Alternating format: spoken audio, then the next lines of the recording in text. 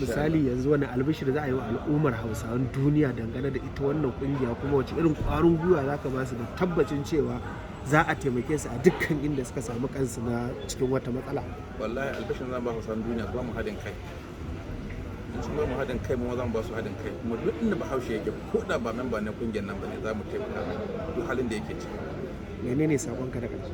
Sakona ne shine muna kira zuwa ga al'umman Hausawan duniya, kowa ya ya samu kansa ya zama memba a wannan kungiya, kowane kasa yake, kuma in kasan da yake yana son mu bashi namban shugaban kasan za mu iya bashi ya je ya neme shi ya samu kansa a inda yake, ba shi nan a wurinmu ba.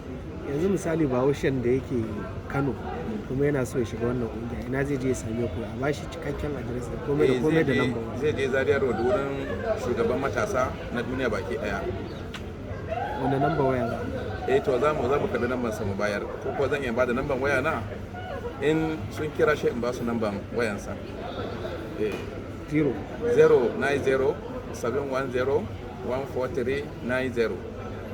Sannan idan mutum yana so ya bi ku a Instagram ko Facebook ko Twitter, da wani handle kuke amfani?